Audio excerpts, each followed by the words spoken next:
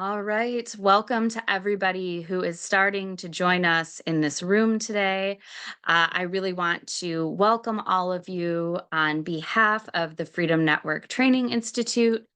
As we're waiting to get started here, as we're waiting for some folks to join, please feel free to share out a little bit about yourself in the chat. Feel free to share your name, your organization, your role, things like that in the chat. And we will just get started in just a moment here.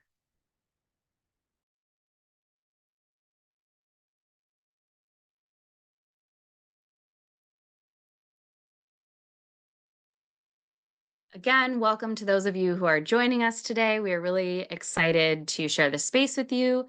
Please feel free to introduce yourself in the chat if you'd like to share out your name and your organization and your role. We'd love to get to know who's joining us today.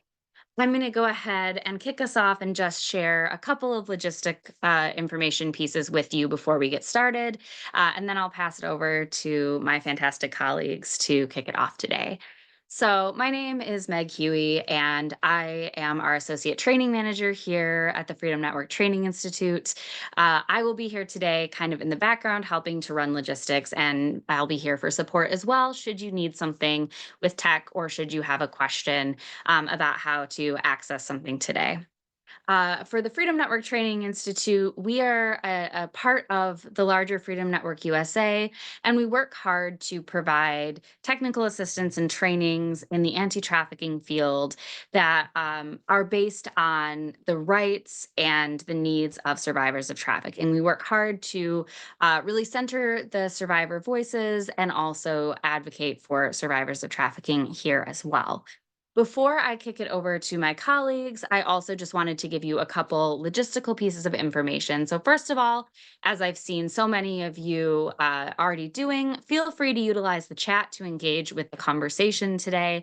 Should you have any comments or you want to engage together in the chat, we would love to have you do that.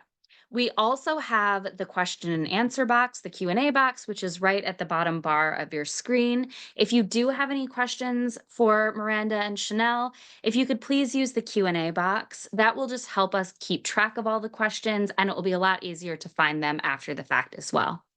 Finally, if you would like to utilize closed captioning, we do have that option for you today. It is again at the bottom bar of your screen with the little CC button. If you go ahead and click on that, that will enable captions for you, and you will be able to follow along in that way. So without any further ado, I will pass it over to Miranda and Chanel to get us started today. Thank you both for being here, and I'm looking forward to learning from you along with our attendees. Great. Thank you so much, Meg. As Meg said, my name is Miranda Nehrig. I'll allow my colleague, Chanel Toleston, to introduce herself here in 1 second. Thank you so much for joining us today as we give an introduction to criminal record relief for survivors of human trafficking and talk a little bit more about the Survivor Reentry project and how it plays into the pursuit of criminal record relief for survivors. I'd like to start off today's webinar by acknowledging that the land on which I'm presenting from is the ancestral territory of the Kickapoo, Miami, and Kaskaskia peoples. I would also like to say that, or take us off in this webinar with the hope that the work we're doing today and in the future continues to further the ultimate cause of dismantling the oppressive and colonial systems that oppress us all. So without further ado, let's get this party started. Um, there we go. So I'll be primarily presenting today. Like I said, my name is Miranda Nehrig. I'm the senior staff attorney of the Survivor Reentry Project. But I'd also like Chanel to take a moment and introduce herself and talk a little bit about her role with the Survivor Reentry Project. Chanel? Greetings, everyone, and thank you again for being here at today's presentation. My name is Chanel Toleston, and I work as the advocate alongside Miranda on the Survivor Reentry Project. So the majority responsibility of my role is really just being the primary point of contact person for any survivor that reaches out to us that is seeking criminal record relief. I act as the liaison between the survivor and the attorneys that they've been assigned to assist them in criminal record relief. And so any any responsibilities that include, providing case updates, answering any questions that they may have about the process or proceedings. There's also many instances where I will be able to assist with connecting them with local resources, doing a bit of researching, connecting them with any of our members who are able to assist them with any local support that they may need. We're not crisis related or focused, but we do understand that any survivor that we engage with are at different parts of their journey, and we want to ensure that we are providing them with any level of care that we are able to. And currently, the majority of my role will entail providing that advocacy support throughout the duration of their legal process. So thank you so much again for being here, and I'll pass it back to Miranda. Thank you so much, Chanel. And as we're going through, like I said, I will be the primary facilitator today, but Chanel is also here. And if questions come up for you that apply to Chanel's role and Chanel's work, please do not hesitate to ask them so that we are both here as resources in this training. So then moving along, our goals for today. Yep, our goals for today, we're going to look at the frequency of criminalization of survivors, the disproportionate impact on our BIPOC survivors. We're going to name the sources that influence the concept of an ideal survivor and the impact on survivors receiving services.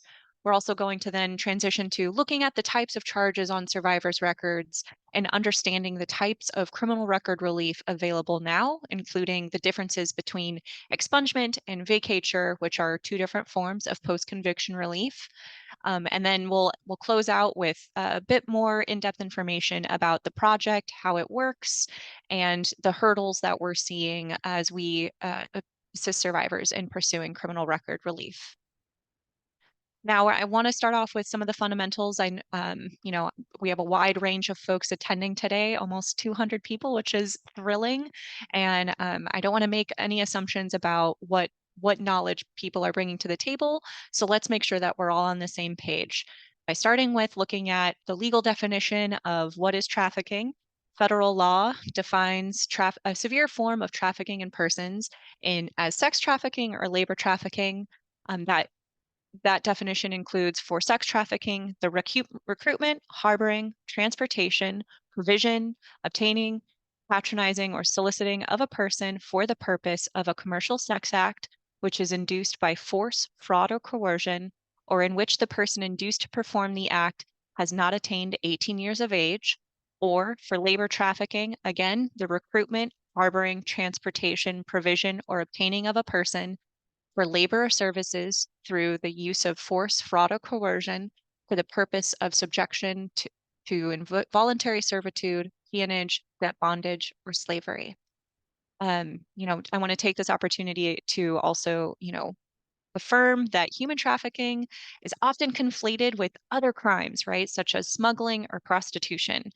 Now, smuggling is a voluntary agreement to be moved across a border illegally, and usually, typically, once the border is crossed, that relationship ends, and the person being moved is not forced to provide any labor or services or forced to engage in sex acts. However, smuggling may become an element of human trafficking when, for example, a smuggler suddenly increases the fees or forces the person to work off a new debt. And then similarly, consensual adult sex workers are voluntarily engaging in commercial sex. And if force, fraud, or coercion is absent, then adult sex workers are not inherently human trafficking victims. However, under federal law, anyone who is under the age of 18, so any minor that is engaging in commercial sex, is considered a victim. I think it's also important to note that many states continue to arrest minors on prostitution charges. We see that reflected in the data of charges that survivors have on their record. Okay, so let's take a moment and have a point of reflection. You can utilize the chat, or I don't know if you guys can unmute yourself. I had the realization that sometimes the chat box is not the most accessible form, but for those of us who work in the movement regularly, when the label of survivor of sex or survivor of trafficking is brought up, what is the public perception? What do we normally have to navigate when that comes up in our conversations outside of our work circles? Foreigner, young teen girls, white women. Yeah, that's it on it. White girls trafficked in Muslim countries, some form of kidnapping. Eh, Yep, lots of kidnapping, lots of sex trafficking. Getting kidnapped from Walmart, only sex trafficking, victim blaming, dirty white man. Yes, all of those are great examples. And so innocence, foreign, Hispanic. Yes, thank you, everyone. And so that leads to this idea of who experiences trafficking. Now we know, right, because we are in this work or are in contact with survivors regularly, that people of all backgrounds, that public perception, where does that come from? That traditional narrative that promotes the idea of a typical survivor, whether that be a white woman being forced into commercial sex or children being kidnapped. These misconceptions, right? They're rooted in sexism, racism, and classism. And those isms, right? All of those oppressive biases and natures are reflected in our criminal justice system and the policies that we see put into place to support the system. A primary example would be the Mann Act, otherwise known as the White Slave Act, which made it a crime to transport women across state lines for the purpose of prostitution or debauchery or for any other immoral purpose. So, in theory, this was designed to combat forced prostitution.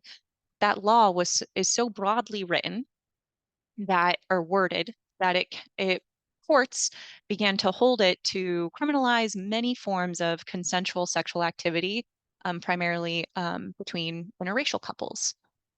So, like I said, specific response to a commercialized vice, but that ambiguity or for any other immoral purpose clause, and the fact that at the time, the Justice Department's Bureau of Investigation, which we now know as the FBI, they really weren't able to find substantive evidence of a widespread white slavery network because that doesn't inherently exist. So it led prosecutors to begin using it against other forms of sexual conduct. I think it's also important to note here that the Mann Act has never been repealed, has been substantially amended over time. That law is still technically on the books. Um, Another policy to look to in terms of ways that we see the system promoting an idea of an ideal survivor, an ideal victim versus what we know about survivors being from immense backgrounds. The Immigration Control Act of 1986 made it illegal to knowingly hire undocumented immigrants and establish penalties for those that did. So, what does that have to do with trafficking or who gets impacted by trafficking? Well, we have to understand that when there are not safe paths for legal immigration and legal citizenship in our country, that leads our foreign nationals and our undocumented community members, um, they're exposed to exploitation and abuse by employers. So, with all of that, um, we want to take a moment and think, why might it be difficult for a survivor to identify as a trafficked person? Well, just experiences with law enforcement and other systems telling them, no, you haven't been victimized, you haven't had this experience, you are in fact problem.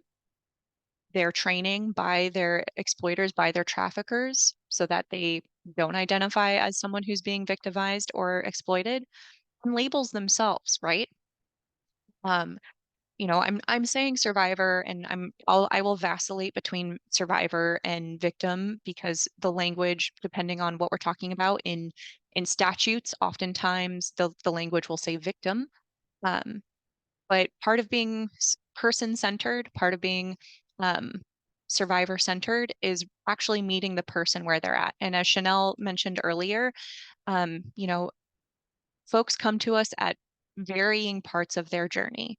And so someone may not identify with the label of survivor. They may not identify with the label of victim. So those labels can make it really hard to understand and process the experience that they've had. And it's important to try this obviously this is preaching to the choir a little bit, but it's important to meet folks where they're at.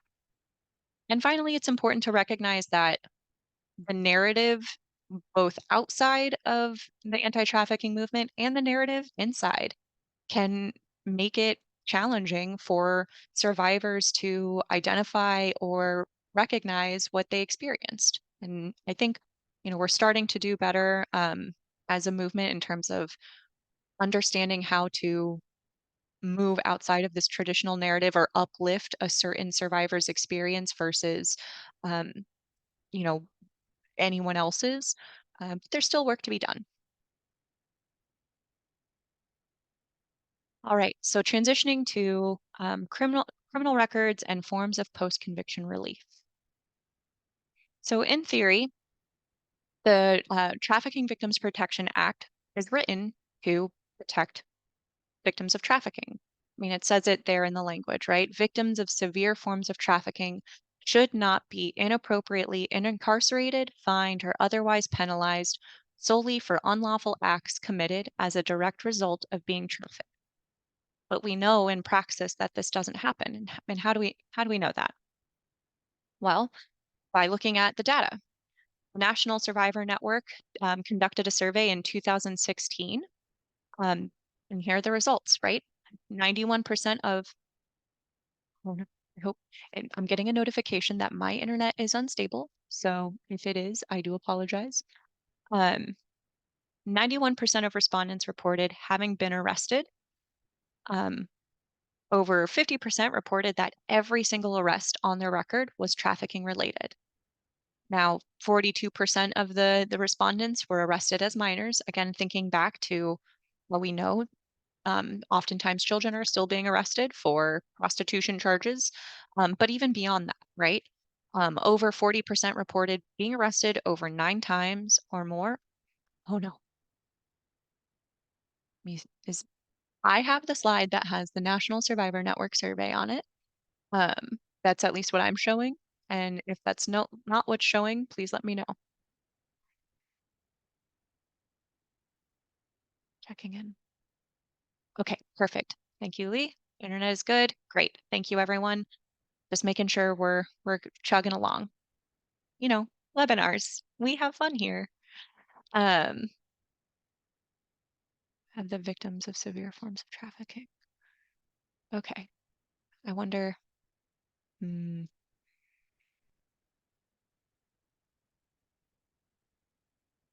Oh, so you still okay. Sorry. Maybe if I go back and then go forward, maybe that will get us on the same page. If not, I'm sorry. I'm doing my best, I promise. Okay, great. Oh, perfect. We did it. All right, we're back. Okay, so going back to the statistic of over 40% reported being arrested over 9 times or more. I gotta highlight that. I know this is older data, right, from 2016. It's hard to believe that we're nearing a decade of that, right? We're in 2024. We're just 2 years shy. Over 9 times or more interacting with law enforcement, and then being criminalized for their victimization in that time, typically, right? Pretty staggering. And another big highlight is that 60% of the respondents reported being arrested for crimes other than prostitution. That's going to be really important as we talk about what forms of relief are available and for what, because it presents a hurdle when vacatur laws only contemplate certain charges. So then moving forward, looking at the basic forms of criminal record relief. So looking at the end that has less relief available, you're going to see things like sealing of records. It's similar to having records expunged, but the record is less hidden, right? It doesn't delete the record. It simply makes it unavailable for public researchers like private investigators, creditors, employers. And in the legal and physical sense, it still exists. While expungement will typically result in the deletion of any record, sealing does not do that. You have that middle section where we have the expungement of records. And this is where the legal record of an arrest or criminal conviction is erased in the eyes of the law. In most cases, during background searches or public record inspection, no record of the arrest will appear. I do want to make a caveat that I think something we're running into in the movement and in folks who work in criminal record relief are third-party internet companies that have like outdated information that are not held to the same standards as like legitimate record bases. Sometimes we're seeing that sometimes those records still exist or are still coming up. And I don't have an answer on how to navigate that at this time, but I think it is something to just flag as we continue navigating a very digital world where everything lives forever on the internet. Um, and I think we know that as we continue working with survivors in a whole host of ways, right? And then finally, vacatur. Vacatur recognizes a substantive error in the conviction. So where expungement cleans the record but doesn't recognize that initial error, vacatur says you should not have been convicted of this. This was the system itself making making a bad decision. And many vacatur laws are written or most folks are trying to get them written in to ensure that expungement is a part of the process. Because when you say vacatur in the legal sense, it is simply the overturning of the judgment itself. I'm anecdotally, so I practice in Indiana, that's where I live. We have a vacatur law that's been on our code since 2017. But it's pretty underutilized. And as I have pursued vacatur cases in Indiana, I have run into issues with judges feeling concerned that they don't have the inherent power to delete the record, to erase it, in addition to vacating the judgment. So I've had to do a lot of research looking at like what policymakers intended and also looking at our general expungement law in order to provide guidance to judges to support them in having confidence in not only vacating but also expunging at the same time, because our vacatur statute was written in a way that it's not very clear. So again, just some anecdotal information there. Okay, so looking at how available criminal record relief has changed over time. This was the map in 2009. Many of you probably know Kate Mogilescu and Jess Kitson, who started SRP. And when their journey began, this was the layout that they were working with. And it's evolved drastically over time. We're looking at only New York, right, in 2009, and 15 years later, here's how the map has changed. I will give another caveat that the map has changed since this. This is a little bit outdated. SRP is working with one of our pro bono research teams to update our map regularly, so that we have like the most updated statutes. And I will also note that right now this map is only reflective of the continental US and Alaska and Hawaii, but we're working to include US territories and colonies like Guam and Puerto Rico, so that we have a more comprehensive and reflective map that is true to the colonial powers that be. So it's important to note also that the reason there are different colors happening on this map is because what's eligible for relief varies by state.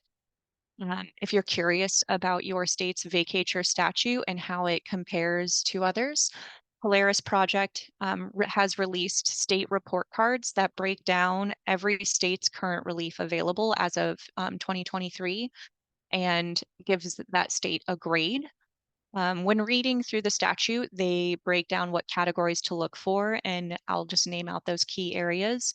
So they look at the range of relief, meaning what type of criminal record relief is available, sealing, expungement, vacatur, arrests and adjudication relief, the offenses covered, judicial discretion, so how much power the judge has in making the decision, the nexus to trafficking, time limits or any wait times, um, hearing requirements, burden of proof, official documentation, confidentiality through the process, and any additional restrictive conditions on relief. So that's what gets looked at when states are being assessed or graded on the relief they have available. Um, I also wanted to give some insight into charges that we are seeing as a national project, right? So as of like last week, here are here's a summary of the charges we're seeing. Obviously, there's a disproportionate amount of prostitution, commercial sex, and solicitation charges. But then if you look down the list, like there's still a substantial amount of charges that we're seeing beyond what a lot of vacatur laws recognize. This is important because, folks are coming to us seeking relief and in need of criminal record relief for a host of reasons: employment, housing, just the general closure that comes from um, moving on from that chapter in their lives. And if they're in a state that that statute doesn't cover something beyond prostitution, that's not to say that they're unable to pursue general expungement, but perhaps there's a wait time or um, something restrictive in the general expungement arena. Um, so I like giving this context so folks know what we're seeing. And then talking about hurdles to criminal record relief. As I mentioned, every jurisdiction is different, every statute is different, so relief may not be readily available. Many statutes do not contemplate impact on immigration proceedings. This is huge. So even if a record is expunged, there is still the potential that someone who has immigration proceedings happening may still have to report, even if they've had their records expunged, that they have convictions on their records, and that can impact like removal proceedings. And so as, we're looking at how policies can improve, or how, if your state doesn't have a vacatur law and you're pushing for one, um, I know I know there's always like a lot of asks happening as we navigate policy work, but we have to encourage that our statutes contemplate how to protect our most vulnerable populations. And one of the most vulnerable populations in our community is going to be someone who does not have like legal immigration status. And when we protect our most vulnerable community members, we protect us all. Another big hurdle is there's currently no federal relief available. As we all, I'm sure, are aware, they have tried, they are still trying, but they just can't seem to agree on the best path forward. So when a survivor has federal charges, and many of them do, oftentimes drug trafficking related charges, there's no relief option for these survivors. Miranda, Go ahead. we got a question in the chat, but I think you're basically covering it. It's from Helen from the Immigrant Legal Resource Center. Yeah. Is shared. I know that this webinar is about current PCR vehicles, but is there any word on the federal vacatur for trafficking survivors? Last she heard that it's still in judiciary committees in the House and Senate. So just curious if you had any updates on that. Yeah. So as as far as I know, there has not been any progress forward from there. I know myself and Emma Ecker, our senior policy specialist, we're trying to keep our finger on the pulse to make sure that we're up to date. But as far as I know, there hasn't been any movement forward at this time. And then I see Emma posted a question of, are there any laws or regulations in the making to change relief available in those red states? Um, you know, generally, I yes, like, folks who are in states that have little to no relief are working to put together policy proposals to get relief available. Um, the stereotypical response I would say is the concern of like if you provide relief in one way, it's going to overwhelm the system, and um, so you have those hurdles to run into. I don't know if that actually answers your question, Emma. I hope it does. But like the reality is that like yes, there are boots on the ground in every state trying to improve the relief and resources available. Um, and oh, perfect. And my goal, right, as I we continue this work is to hopefully get connected with those folks and do what we need to do to support one another to continue the expansion and um, efficacy in pursuing relief. Um, and then I see another question. Give me one. Let me see. Okay, do you think there's any way to amend the PSRA to make it have a higher chance of passing? Why do people oppose it? Oh, you know, not to get too off into the weeds, right? But I don't want to derail myself too much, because I definitely can do that. Chanel will tell you I am one to chase a rabbit. Um, I mean, transparently, I think people oppose it because there is just a desire to get what they want out of negotiations, and when they're not getting what they want in like the quid pro quo, then it kills negotiations on policy. If that's my read of it. I don't really have an understanding as to like why people would oppose criminal record relief for survivors, because I am a human being with a heart. I don't, like not to pass judgment on my fellow man, but like I think it really comes down to whether it be not wanting to include protections for immigration, or acknowledging one piece or another of what's considered progressive policy. I think that typically kills it. Um, I, I don't know if that actually is an optimistic reading of the current state of our legislative branch, Noel, but that's all just personal opinion and personal read of the situation. Now, what do you think? Yeah, I was just gonna say, I think it kind of goes back to what you shared earlier in the training, just how historically laws that were in place, the Mann Act, things of that nature, it has really put a huge just damper on people's perception and how they perceive victims. And then there's also like this idealized vision of what a survivor or a victim looks like. And I think that that also plays a role in the decision that policymakers and officials make when they are making those decisions. Like they're just showing us like where their perceptions are, where their biases are, and this is the result of that, unfortunately. Exactly. Thank you, Chanel. Um, Perfect. Yes, not perfect. It's a completely imperfect system. And I think that like all of us who work in it daily, like are constantly confronted with deficiencies and how much work there really is left to do.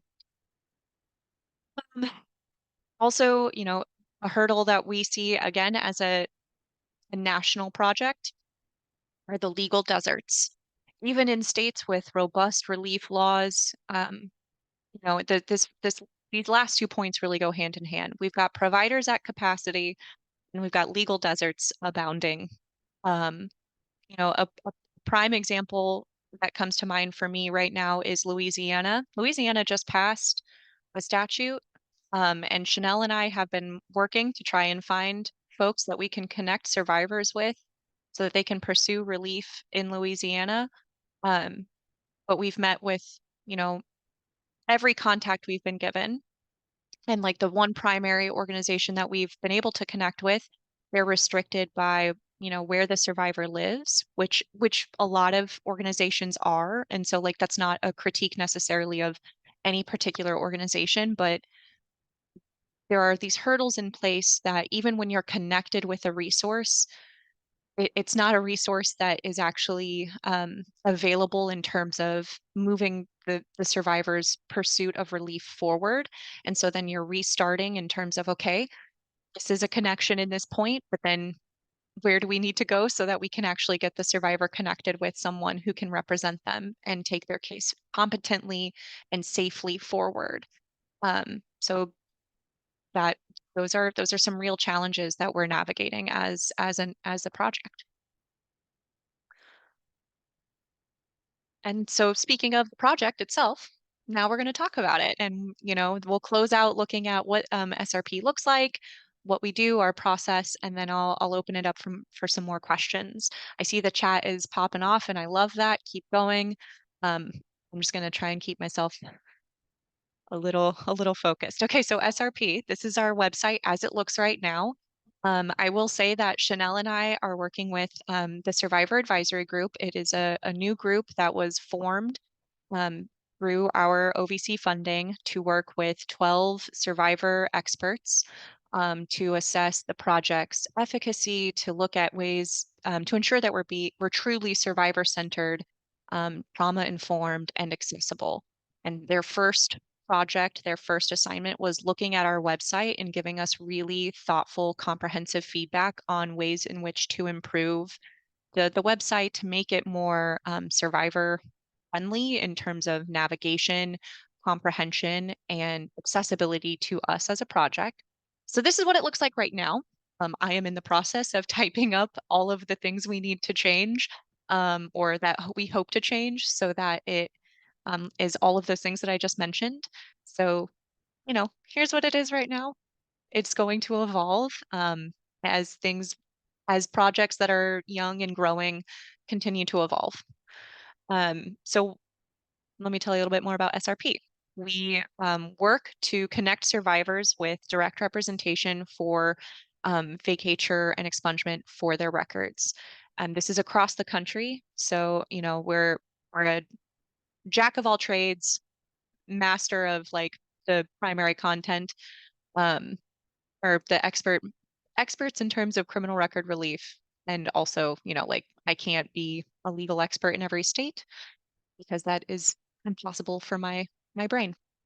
So we work with attorneys, both pro bono and legal services across the country. We have 6 pro bono firms that assist the project, like have memorandums of understanding with us and provide us assistance with the intake process.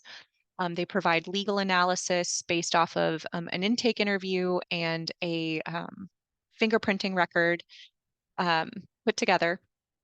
And then from there, provide eligibility analysis and a strategy for moving the survivor forward and pursuing criminal record relief. We also do training and technical assistance for providers across the country, and we do policy work to expand options and advise folks who are working in their states to, really improve the options available. In terms of full-time staff, it is myself and Chanel. Um, so, yep, that's the whole project.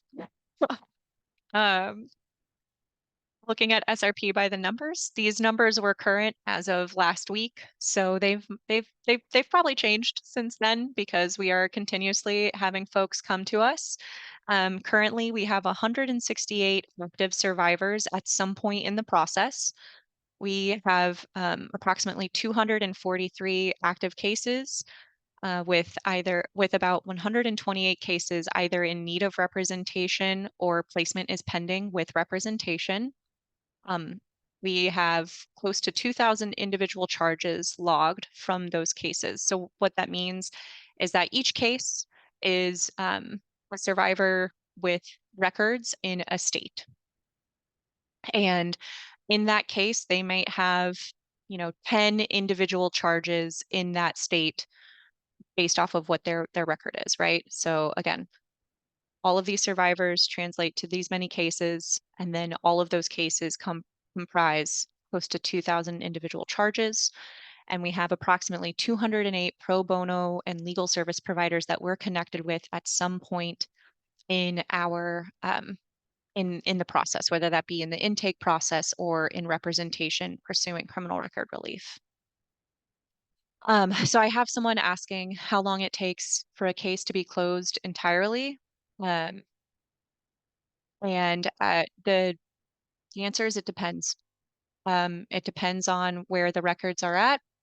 It depends on how readily available there's representation in the state. Um, and it can range anywhere from 6 months to 2 years and longer in some cases. Um, Again, I think of Louisiana. I started working for Survivor Reentry Project 2 years ago.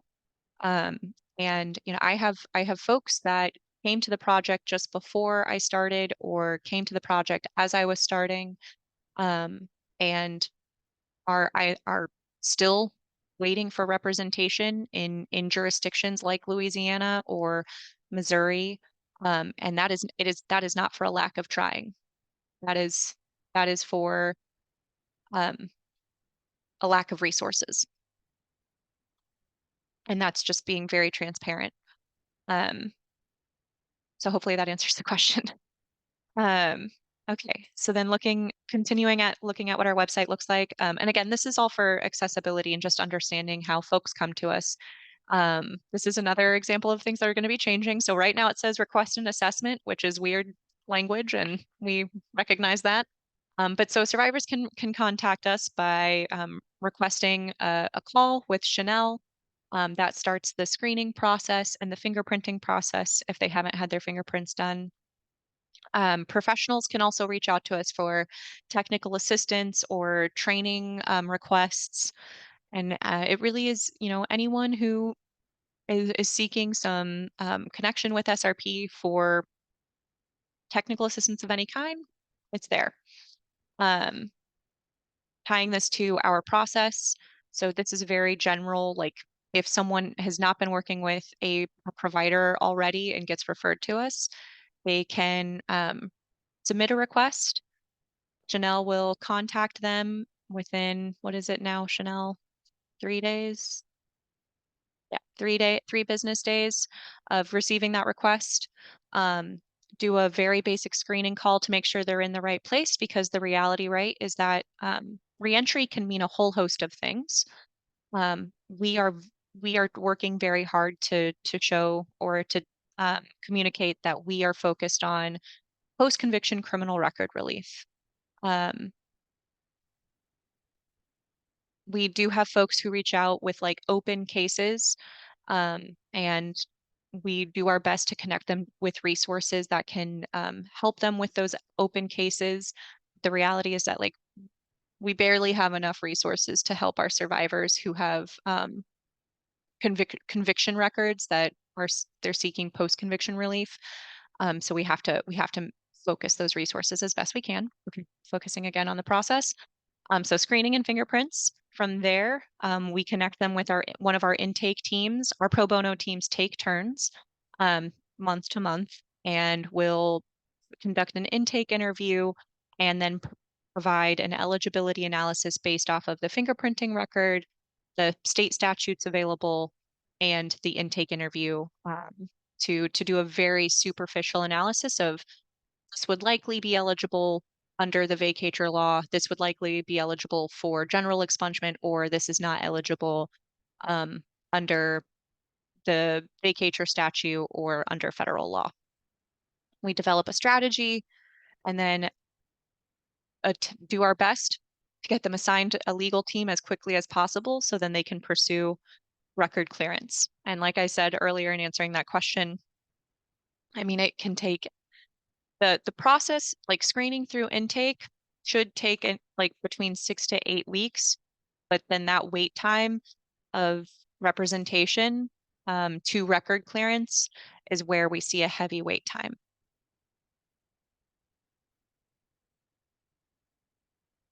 So then looking at our website, like I mentioned, so this is what it looks like right now. I mentioned that we're working to update our map so it not only has the correct state statutes that are that have been updated, but also more reflective of the United States and the colonial power that it has been for a long time by including Guam, Puerto Rico, and just being a bit more comprehensive and true to our mission as an organization. And it's an interactive map, like this is just a screenshot, but if you were to click on the map, it would take you to the state statute um, that's applicable.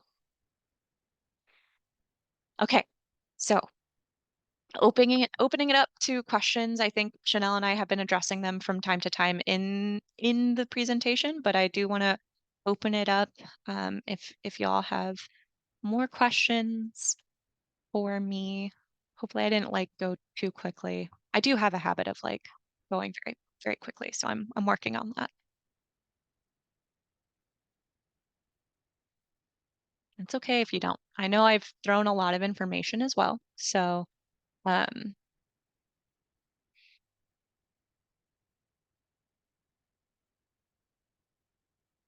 thank you, Chelsea. I appreciate that.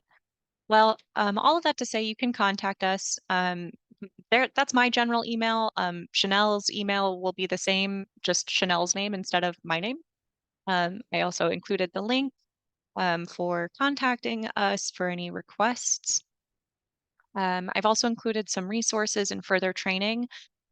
We are a subgrantee of CAST, the Coalition to Abolish Slavery and Trafficking, and they have amazing trainings available for both legal service providers and social service providers that's on demand. Absolutely, I will go back to the contact slide. There it is. There's the contact slide. Um, so hopefully, we learned a little bit about just the basics of criminal record relief and what's available and also how the project works. We are a resource here um, and hopefully we will continue to be for a long, long time.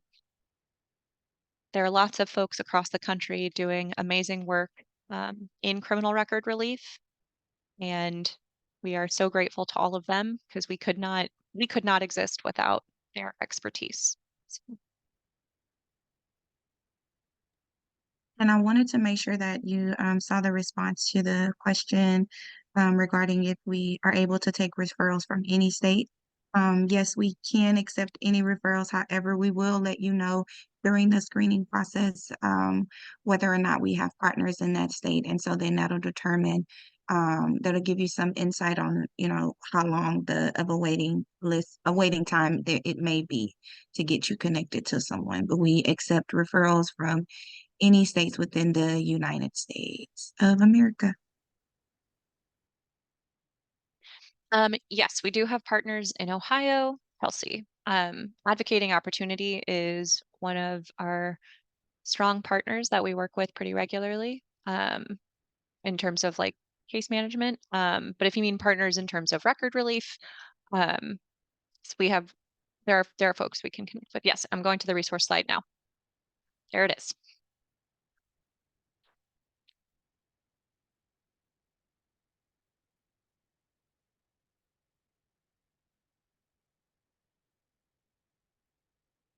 Perfect. Um, so then just closing out, thank you so much for attending. I really appreciate your time and energy today. I know a lot of us are providers in some capacity, so just walk away from this training knowing you all are doing incredible work. I know it's hard out there. I know Chanel and I feel it like every day. But you've got this, and even when it feels like you don't got this, like we're doing it, you're doing it, and we will continue to work through all of the hard stuff to serve the folks that we're serving.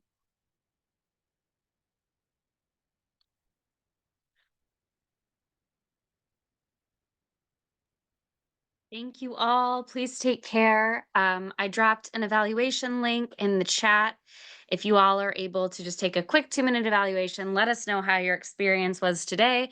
And also let us know about future topics that you would be interested in learning about related to human trafficking. That'll help us continue to bring presentations like this to you. We hope that you all have a wonderful day. We will be sending out the recording and the slides within the next couple of weeks. So keep an eye out for those things. And if you have any questions in the meantime, I will drop our training email in the chat as well.